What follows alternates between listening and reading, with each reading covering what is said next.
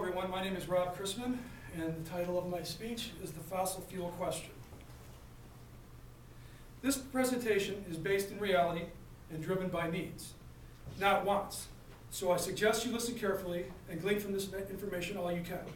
Your future and its security may just well depend on how you simulate the forthcoming material, as the needs of its precepts will have to be dealt with in an appropriate manner.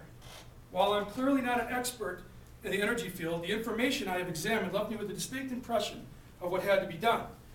In short, fossil fuels need to be replaced with a readily available, emission-free, dependable, and abundant energy source such as nuclear power.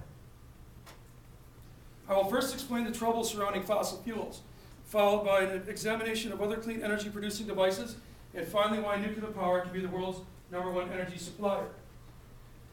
We have a very serious issue concerning the ongoing dependency of fossil fuels as the world's primary source of energy. By their very own nature of existence, fossil fuels are simply unsustainable.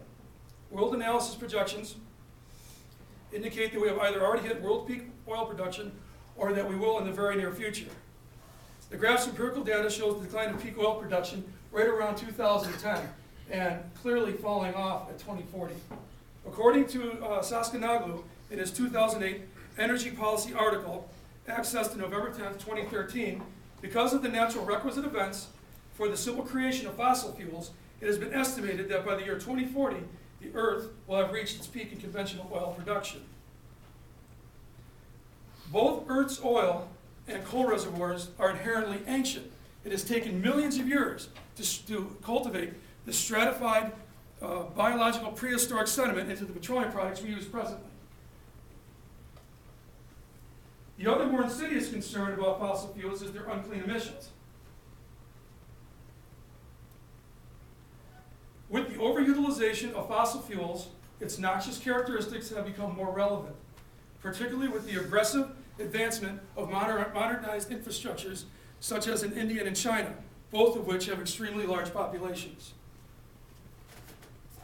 Scientists can easily quantify the air and land pollution by merely examining which natural habitats are being affected and even destroyed by carbon-based energy sources.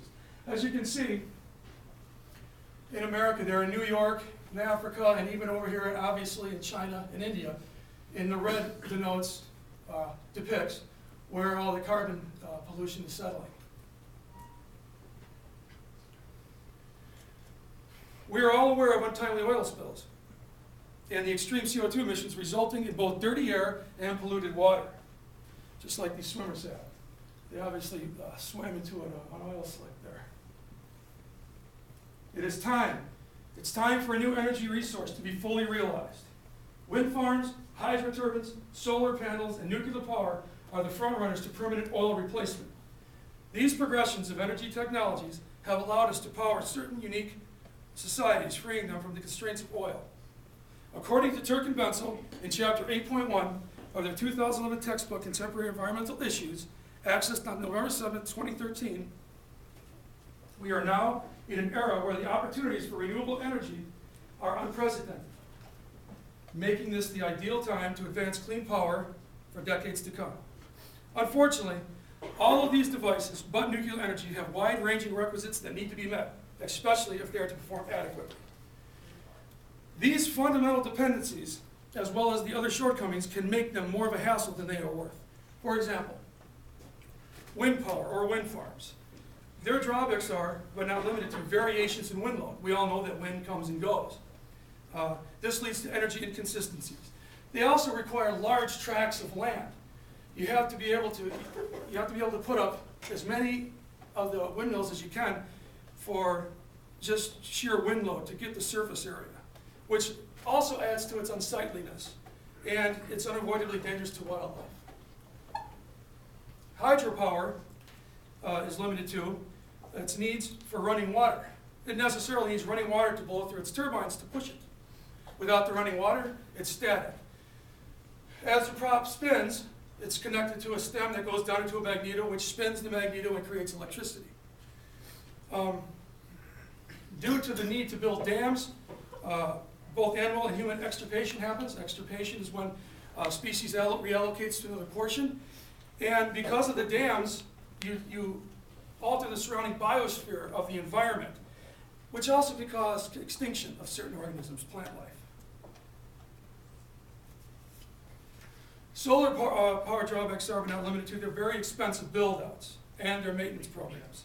They require massive space, just like the wind farms do, for the optimum input and optimum output. This also makes them unsightly. And they also have a variation of solar rays, just like wind. You know, you have rays, sometimes you have sun, sometimes you don't, which equals energy inconsistencies. Amelia Jenkins concludes in her 2013 EHOW article, the disadvantages of solar thermal energy accessed on November 9, 2013, possibly the biggest disadvantage of solar energy is how inconsistently it can be drawn. The aforementioned devices are noble in their efforts. However, finding one that fits each categorical stipulation is futile. This is why the nuclear power is the answer. Nuclear power is ready to be the world's #1 supplier of clean, dependable, cost-effective, emission-free energy. New state-of-the-art nuclear facilities will quickly dismiss America's energy crisis, as well as help rebuild its failing economy. According to the Nuclear Energy Institute website, in 2011, economic benefits of new plants article accessed on November 10, 2013, building nuclear plants will create thousands of new higher-paying jobs for Americans and prepare the nation for a clean energy future. Nuclear power has been in R&D for over half a century, helping to reduce fear through awareness and advanced nuclear technology. This technology has helped fix the flaws of older, antiquated reactors. I'm sure you're all familiar with Chernobyl and 3 Mile Island and the most recent Fukushima incidences. Right now, its biggest drawback is spent fissile material, or nuclear waste. This is where current research is being most implemented. Most waste product now is being recycled or stored in underground bunkers safely. Technological advancements have led to all current federal safety requirements being met, as well as backup equipment placed in multiple locations so that something like the Fukushima incident won't happen again, where you have a natural disaster, earthquake, tsunami comes in, knocks out the power plant that relies on the power to bring water in and cool the reactor. Without the coolant, the reactor melts down. So with these advancements, they're much safer. New facilities are economically friendly. Plants are cheap, but once they're up and running, their presence has stabilized regional communities. They also offer, like I said before, higher paying jobs. They're ecologically smart. They produce 0 carbon emissions. So essentially, they won't be adding to the CO2 problem that we have right now. They're also ultra sustainable. According to the World Nuclear Association Information Library, in 2012, Supply of Uranium article accessed on November 12, 2013, uranium is a relatively common metal found in rocks and seawater. Economic concentrations of it are not uncommon. Nuclear power, like all other types of energy production, has its elements of risk. It is to what degree that matters. Fossil fuels are becoming increasingly more toxic and rare. Wind farms, hydropower, and solar panels are expensive, unsightly, a danger to their relative ecology, and simply unreliable. Based on their inherent limitations, researchers aren't sure if these new devices are even capable of powering entire communities in a rational manner. In conclusion, my research has shown that nuclear energy can immediately improve the energy issues facing America and other developed nations. I have described the problems surrounding fossil fuels, the inadequate nature of other available energy sources, and nuclear energy's incredible capacity as an energy juggernaut. To that end, you must seek this change, demand for certain energy reforms, support those who will advance safe nuclear power development. The only way to meet both the world's growing energy demands and its ecological stipulations is to advance nuclear power immediately. Thank you.